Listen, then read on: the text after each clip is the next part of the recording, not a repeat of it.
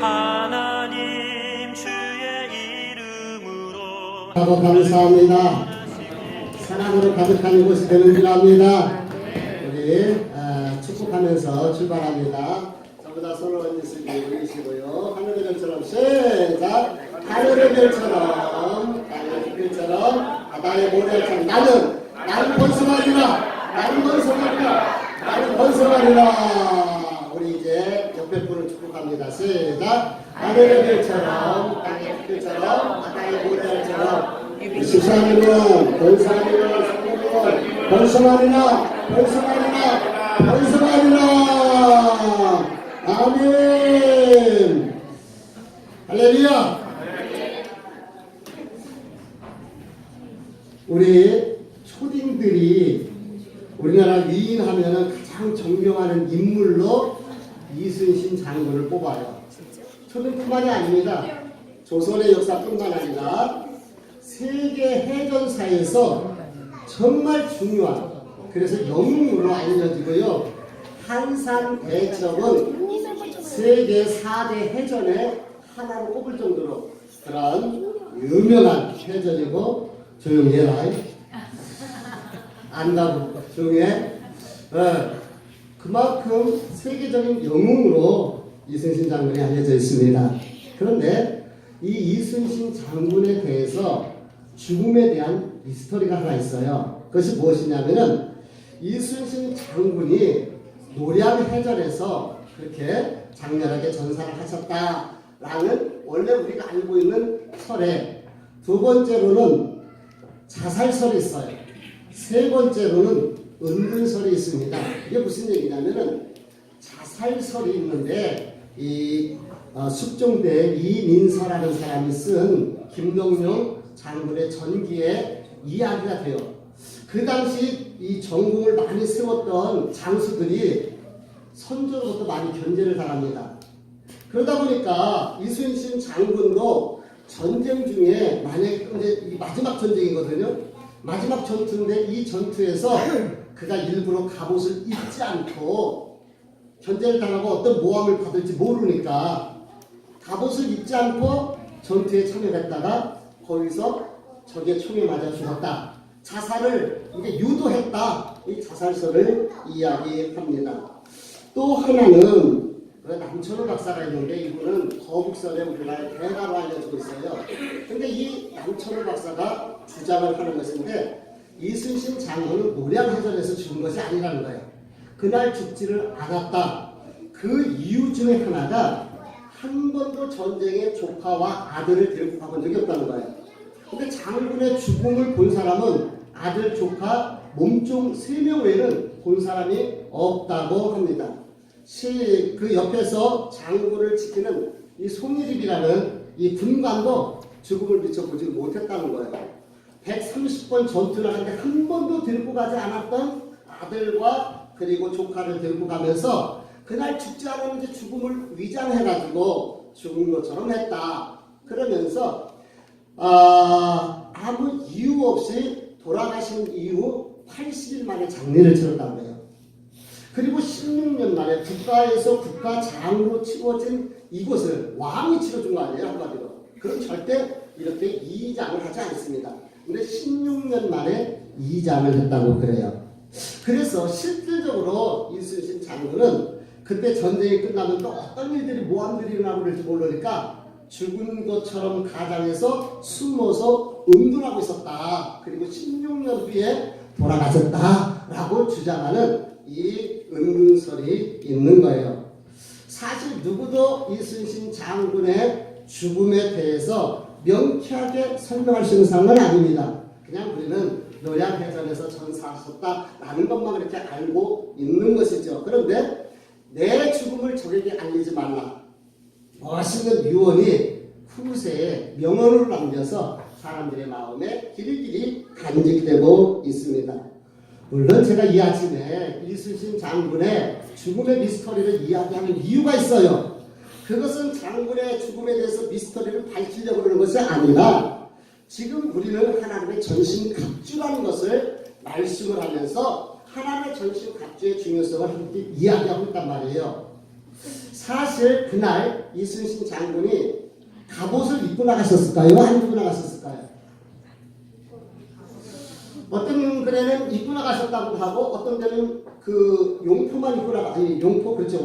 용이 그려져 있는 그러한 옷을 입고 나가셨다고 합니다. 그러니까 갑옷을 안 입고 나갔다는 거예요. 만약에 갑옷을 입고 나가셨다면은 아니 갑옷이 그렇게 약해가지고 그 유탄 하나 막아내지 못했을까? 만약에 갑옷을 입고 나가지 않으셨다면 왜 장군께서 갑옷을 입고 나가지 않으셨을까? 만약에 그때 갑옷을 입고 나가셨으면 어땠을까 하는 문제 제기를 하면서 군인들에게 이 전투 갑옷이 정말 중요하고 특별히 오늘은 믿음의 방패에 대해서 이야기하는데 적의 화살이나 총으로부터 방어를 수 있는 그러한 방패가 중요하다 이 말씀을 여러분들에게 드리고 싶은 거예요. 우리가 하나님의 전신갑주에 대해서 이야기하는데 먼저 토탈적으로 전신갑주인데 첫 번째로는 우리 14절 말씀 읽어봅니다. 시작. 그런즉 서서 진리로 너희 허리띠를 띠고. 첫 번째 뭐라고요? 예, 허리띠를 띠는데 진리라는 허리띠예요. 두 번째로는 의의 호심경. 이 갑옷 위에 이 가슴을 보호하는 거잖아요. 근데 이게 뭐라고요? 의의 호심경이고 세 번째로는 평안의 복음이 준비한 것으로 신을 신고. 이게 전투화예요. 무슨 전투화? 복음의 전투화, 평안의 복음의 전투화. 그 다음에 오늘 무엇입니까? 16절 시작.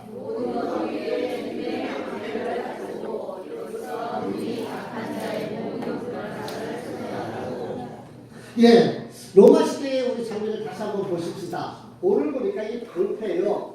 이 방패가 상당히 큰 방패인데 사실 로마 시대는 그 당시 옛날의 전사들은 두 가지 방패가 있었어요. 하나는 작은 순방패.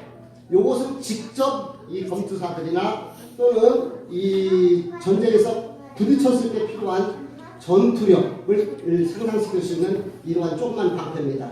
근데 로마 군인들이 가지고 있었던 일반적인 이 방패는 좀 더 큰 이러한 방패인 거예요.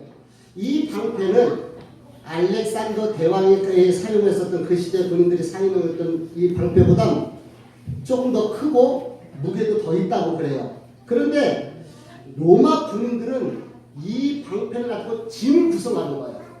그래서 전진하고 후퇴하고 할 때 이 진을 구성해서 적이 공격해올 때 보셨잖아요. 딱 막으면은요 틈이 없는 거예요. 특별히 당시의 전쟁에서 가장 중요한 것이 뭐예요? 몸으로 부딪히면서 싸우는 거예요. 그러려면 적의 진지를 공격해 들어가야 됩니다. 근데 적의 진지를 공격해 들어갈 때에 적의 입장에서는 다가오기 전에 방어하는 게 최상의 수단이에요. 그래서 그것이 뭐예요? 화살을 쏘는 거죠. 그러니까 화살이 날아가는데 저러고 돌격을 하면은요 화살이 맞지는 않게 되는 거죠. 그러니까 완전하게 보호할 수 있는 그러한 이 방패가 그 시대 로마 군인들이 가지고 있었던 그런 방패입니다. 그럼 영적인 부분으로 이것을 한번 살펴보고자 하는 거예요. 오늘 성경은 16절에 보니까 모든 것 위에 믿음의 방패를 가지라. 무슨 방패? 믿음의 방패. 로마 군인들은 저런 방패를 가지고 전쟁이 나갔어요. 그리고 승리를 했습니다. 그런데 우리 성도들은 무슨 방패? 믿음의 방패. 그럼 왜 믿음의 방패가 필요하냐? 여기 보니까 방패를 가지고 이로써 능히 악한 자의 모든 불화살을 소멸하고. 악한 자의 불화살이라 했어요. 예전 성경은 화전이라고 이야기합니다. 화전이라는 이 말의 헬라어 퀴르라는 단어는 불타는, 불붙는, 불이 있는 화살 이런 뜻이에요. 그러니까 화전 이것은 쉽게 얘기해서 불화살이에요. 우리가 사극에 보면은 화살 쪽에다가 송진 같은 거 이렇게 붙여갖고 불을 붙여서 쏘잖아요. 그런 화살이 날아갖고 성이나 민가나 이는 아니면 그 진지에 떨어져요. 그러면 불이 붙게 되는 거죠. 강력한 힘이 있어요. 특별히 화살에 맞았다고 생각해 보세요. 얼마나 고통스럽고 이제 제대로 맞으면 죽는 거잖아요. 근데 거기에 불이 붙었다고 생각해 보세요. 파괴력이 훨씬 더 강할 수밖에 없습니다. 그래서 그 당시에는 화살 끝에다가 이렇게 불을 붙여서 쏘는 이런 화살을 사용했거든요. 근데 이 불화살이라는 의미는 하나 더 있어요. 독화살도 그 의미가 있습니다. 화살 쪽에다가 강력한 독을 묻힐 쓰는 거예요. 이건 눈에 보이지 않잖아요. 근데 이것은 스치기만 해도 독이 온몸에 퍼지기 때문에 그대로 죽을 수밖에 없어요. 왜 전투력을 상실하는 거죠. 그래서 그 당시에는 불화살로 또는 독을 묻힌 화살로 공격을 했던 것이죠. 오늘 성경에 보니까 모든 것 위에 믿음의 방패를 가지고 이로써 능히 악한 자의 모든 불화살, 즉 독화살, 불화살을 막아내라고 그렇게 이야기하고 있는 거예요.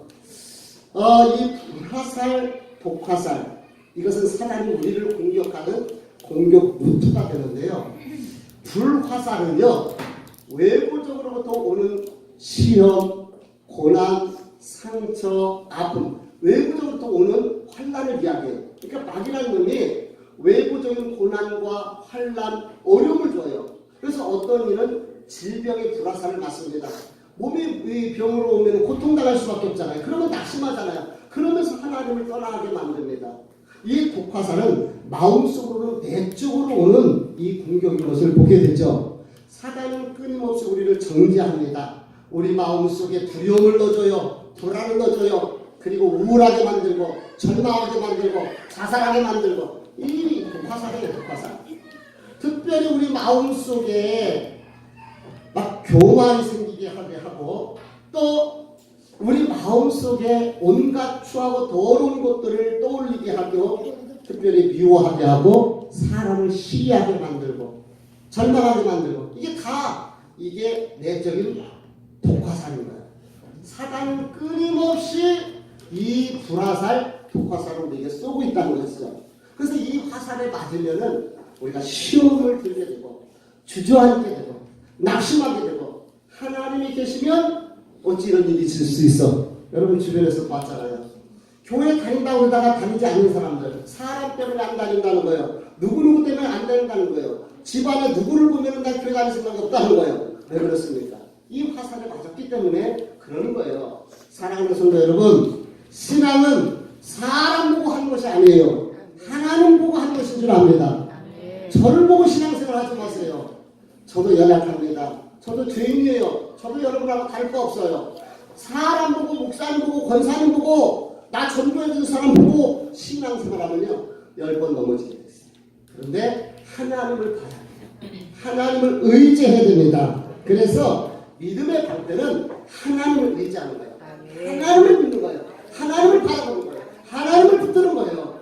그분이 나를 사랑하셨어요. 나를 구원하셨어요. 절대로 나를 버리지 않으셔요. 이 고난, 아무리 아픈 고난, 힘든 고난에서도 하나님이 그 고난을 바꿔주실 것이에요. 하나님께서 그 어려움이 있어도 그것을 바꿔서 축복의 통로로 만들어 주실 거예요.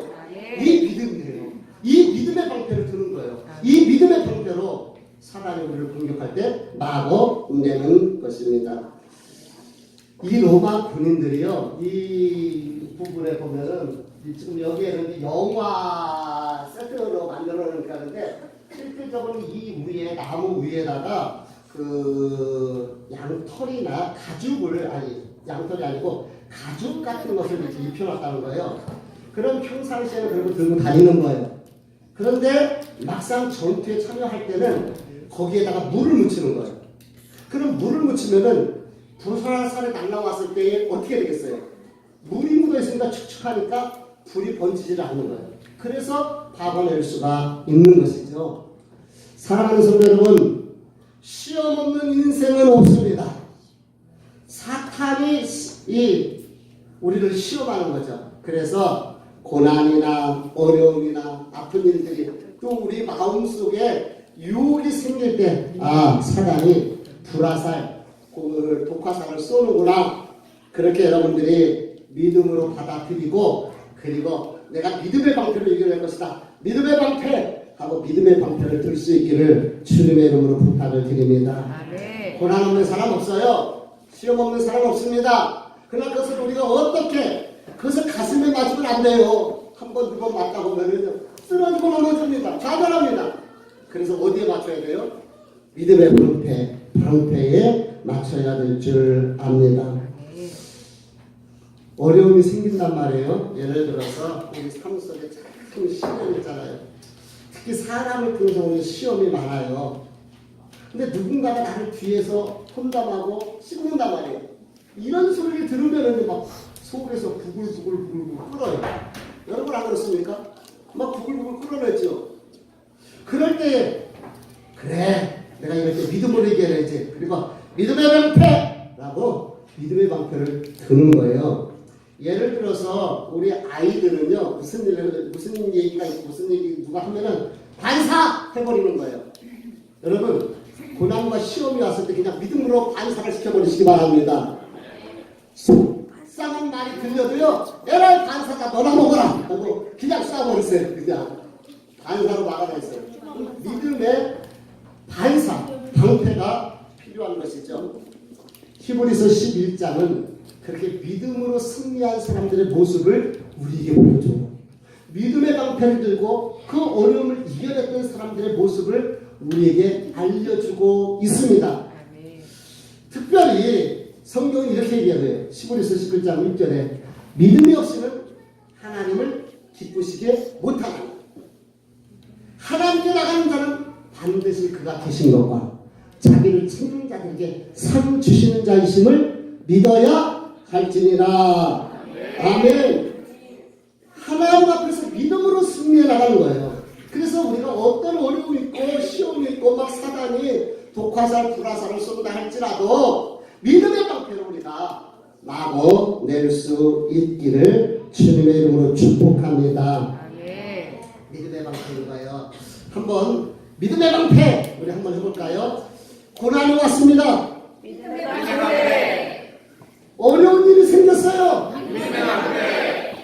상처받는 소리가 들립니다. 믿음의 방패. 너무 사람들과 스트레스 받아요. 믿음의 방패. 아멘. 이렇게 믿음의 방패를 드세요. 믿음의 방패. 그래서 우리가 믿음의 방패로 이겨냈으면 좋겠습니다. 저는 어렸을 때 우리 집에 언어가 하나 있었어요. 제가 잘못하지도 않았는데 막 네가 잘못했다고 그럴 때가 있잖아요. 형이나 누나 네가 그랬잖아 너가 그랬잖아 막 그러잖아. 그럼 내가 답답하잖아요. 나를 증명하고 싶잖아요. 내가 잘못한 거 아닌데 내가 한 것이 아닌데 그럴 때는 제가 이런 얘기를 했어요. 하나님 앞에 죄 아멘. 이 얘기가 뭐냐면 나 하나님 앞에서 죄 없어. 하나님 내 증인이다. 아멘이야. 이렇게 했어요. 그래서 뭔 잘못했을 때 누가 내가 잘못한 것이 아닌데 뭐라고 그러면은 하나님 앞에 죄 아멘. 이게 우리 집의 언어가 됐더라고요. 사랑하는 성도 여러분, 열린 축복교회 믿음의 언어가 있었으면 좋겠습니다. 그것은 어떤 시험, 고난, 어려움일 때 에라이 믿음의 방패다. 반사다. 믿음으로 선포할 수 있기를 바랍니다. 교회가 왜 어려움이 없겠어요? 고난이 왜 없겠어요? 그렇죠? 우리가 가정 부부간에도 갈등이 있고 어려움이 있는데 자식도 내 마음대로 안 되는데 뜻대로 안 되는데 왜 이런 일 저런 일이 없고 사람이 모이는 데인데 왜 문제가 없겠어요? 그럴 때 하나님 믿음의 방패를 우리 교회가 이겨내게 하옵소서 라고 믿음의 방패를 들 수 있는 저와 여러분이 될 수 있기를 주의 이름으로 축복합니다.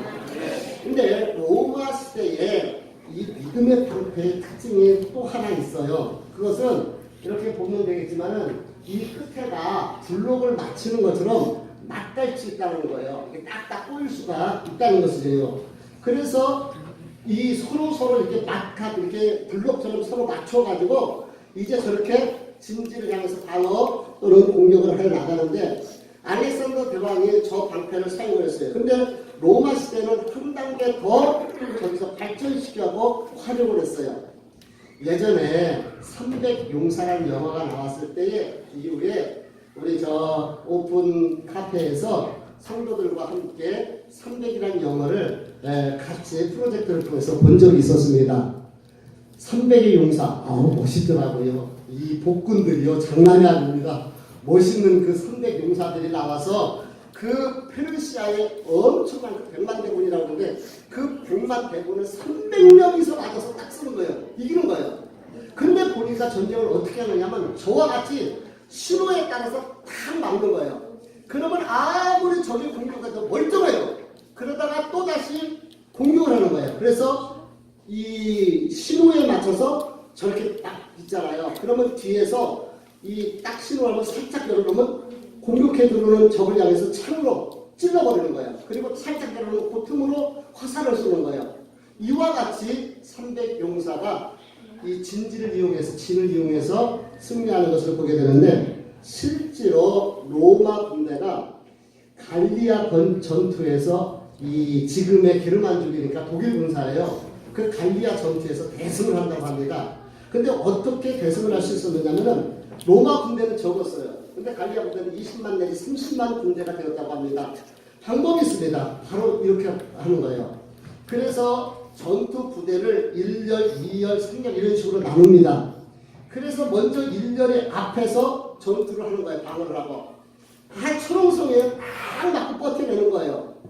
그러다가 힘들고 또 상처들이 있으면은 이 1진이 뒤로 물러나고 2진이 앞으로 다시 전진해서 싸워내는 거예요. 그러면서 시간을 끌으니까 이 군사들이요, 힘만 믿고 숫자만 믿고 공격을 했다가 끝까지 버티는 거예요. 그러니까 나중에는요, 전투력을 갖춘 로마 군대가 승리했다고 합니다. 그렇습니다.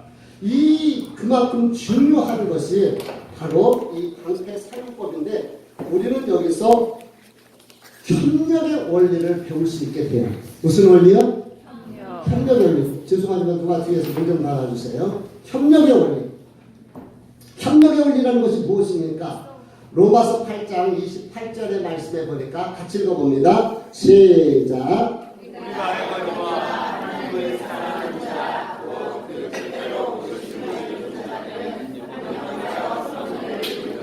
아멘. 협력해서 뭐를 이룬다고요? 선을 이룹니다. 그렇습니다. 이 사자나 늑대가 공격을 할 때에 주로 어떤 동물들을 공격하는지 아십니까? 병들거나 약하거나 어리거나 특히 무리에서 떨어져 있는 것을 공격해요. 그렇죠? 동물의 세계를 보면은 무리에서 떨어져 있는 것을 주로 공격을 하게 됩니다. 사람도 마찬가지예요.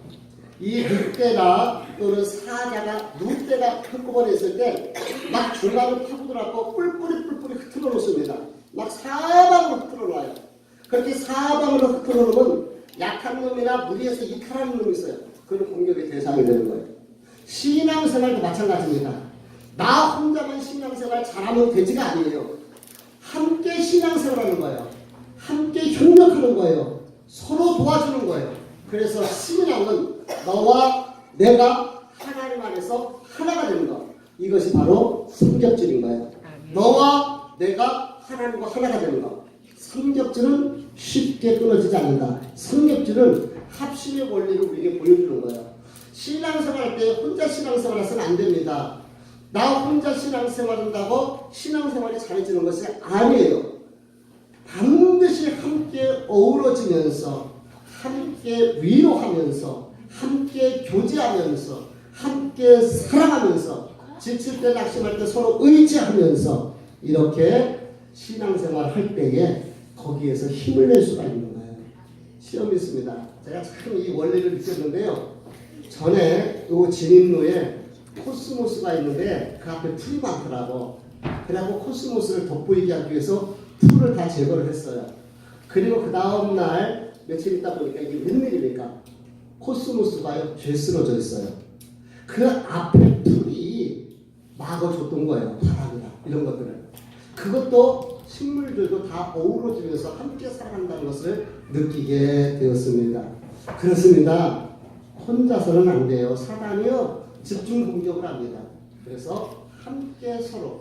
그래서 우리가 선교회 활동도 같이 동참해야 되고 목장 예배도 함께 참여해야 되고 성도들의 교제에 힘을 써야 할 이유가 있습니다.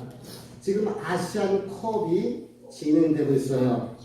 키르기스전하고 지난번에 필리핀전하고는 우리 손흥민 선수가 뛰지를 못했어요. 손흥민은 우리나라의 에이스라고 이렇게 이야기를 하죠. 봤더니 완전히 몸이 올라올 만큼 올라왔습니다. 그래서 그랬는지 1대 0으로 이겼어요. 그런데 여러분, 강팀은 어떤 팀이 강팀인지 아십니까? 후보와 주전의 차이가 없는 팀이 강팀인 거예요. 그래서 우리 열린축복교회는 부경들이 하나도 없었으면 좋겠고 후보들이 없었으면 좋겠고 다 주전들이 됐으면 좋겠습니다. 그것을 함께 한다는 말이에요. 방패가 서로 각을 맞추고 만약에 내 쪽에서 무너져 버리면 안 돼요. 그러니까 각을 맞추고 서로 같이 이 전쟁에서 생사를 걸면서 내 포지션을 지켜주는 거예요. 이것이 바로 하나님의 교회에서도 적용이 된다. 우리는 구경꾼이 아니라 후보가 아니라 예수 안에서 하나가 된 사랑의 공동체, 섬김의 공동체, 나눔의 공동체, 예수 공동체가 되는 줄 압니다. 성경에 보면 참 특히 구약을 보세요. 방패라는 단어가 참 많이 나와요. 방패라는 단어. 근데 그 방패라는 단어가 거의 다가 하나님과 연결되어 있어요. 하나님과. 예를 들어서 우리 한번 읽어볼까요? 창세기 15장 1절 시작. 이후에 여호와의 말씀이 사람 중에 아브라함을 위하여 이르시되 아브라함아 두려워하지 마라 나는 내 방패여 너의 지극히 큰 상급이니라. 할렐루야. 하나님이 뭐라고요? 방패가 되신다는 거예요. 큰 상급이 되신다. 방패의 기능은 보호하고 지키는 의미예요. 아까 얘기했다시피 보호하고 지킵니다. 하나님께서 아브라함 내가 너를 방패처럼 보호하고 지키고 내가 너의 방패가 될 것이다. 이것을 시편 기자들은 너무너무 잘 알았어요. 한번 읽어봅니다. 시작. 여호와는 나의 힘과 나의 방패이시니 내 마음이 그를 의지하여 도움을 얻었도다.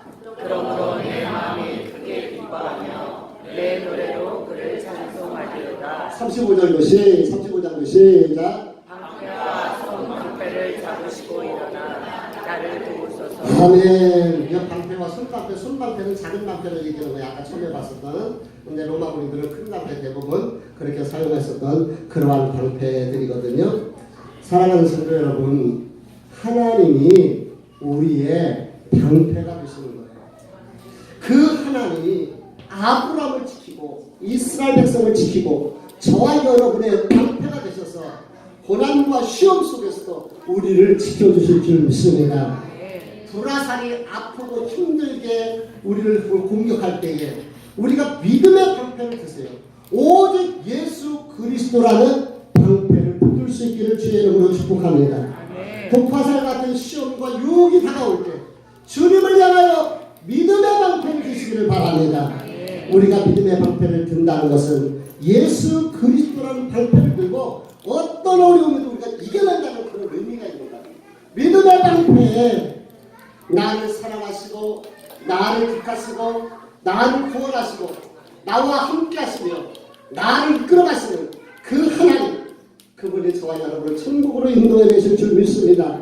이 믿음이 저와 여러분을 흔들리지 않게 견고하게 만든다는 그런 말씀인 거예요. 그래서 우리는 사탄이 쏘는 이 불화살이나 독화살, 아프고 쓰리고 고통스러울 때도 절망하지 마시고 낙심하지 마시고 무조건 믿음의 방패를 들 수 있기를 바랍니다.